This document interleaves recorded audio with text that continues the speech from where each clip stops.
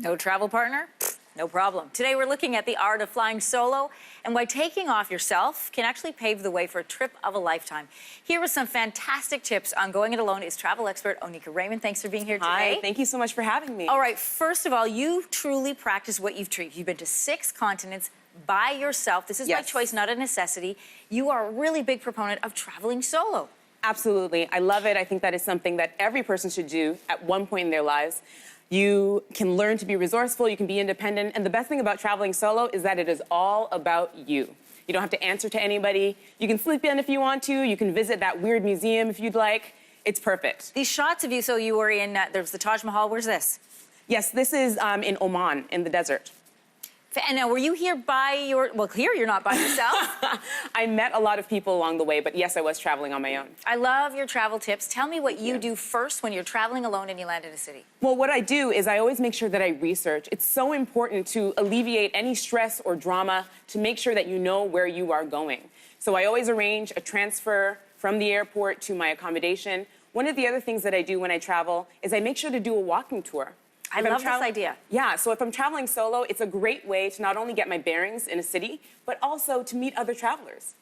You know, not every country that you visit has the same customs, in particular when it comes to women. So how do you address those when you're traveling by yourself? Again, research is key. So if I'm traveling somewhere, a Muslim country, for example, that's conservative, I make sure that I remain inconspicuous. I cover my head, I adopt local customs, and I find that if I blend in, I don't have any troubles at all. What do you do if you receive some uncomfortable conversation directed at yourself? Again, for women traveling on their own, I understand that it's a concern. I would say don't engage. Remain inconspicuous. I've gone places where I've gotten catcalls. You know what? I just keep it moving.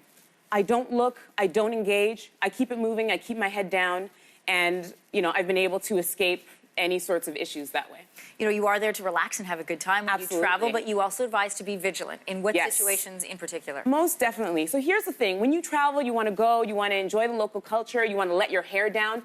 That may mean that you go out and you party. But I would recommend that as a solo female traveler, you make sure that you limit your alcohol intake. You want to make sure that your wits are with you. You want to make sure that you're sharp. You want to make sure that you can think on your feet. And you know what? Alcohol, it can inhibit that.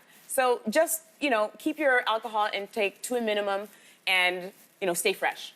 I really like this point that you make about traveling solo can save you some money, but don't sacrifice safety to save $1. So where are some of the areas that we should be putting our money to travel solo? Absolutely. I would most definitely recommend to spend money on transportation.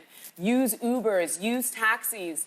If you are landing in a place late, for example, under the dark of night, under the cover of night, make sure that you spend that extra money to, transport yourself from point A to point B safely. Not just when you're on the ground where you're traveling, but you're also saying take some precaution before you leave at home. What are some of the recommendations you have? Definitely. So I travel a lot on my own. I happen to be married. My husband is fantastic. But you know what? I like to go places by myself as well. Wait, hang on. Hold the phone. So you're married, you travel by yourself, and he doesn't mind? He doesn't mind. He doesn't mind. What I do is I make sure that I keep him informed. So often, well, all the time, before I go somewhere, I give him an itinerary. And I often leave that itinerary on Google Docs, for example. So it's a live itinerary. He can access it. So even if I don't have phone or internet access, he has a rough idea of where I am, what I'm doing, where I'm staying. This idea is so inspiring to a lot of people, in particular young women who say, I want to see the world, I have the means to see the world, I'm a little unsure about going it alone. What's the #1 question you get from women? People ask me, or women ask me all the time, am I scared? Is it an issue for a woman to travel by herself? And I say, you know what? Follow me.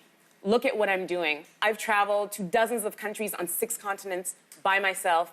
I'm having a fun time. I'm just taking the necessary precautions. What are some of your favorite places to travel to as a single? You know what? I have enjoyed traveling to Europe on my own thoroughly.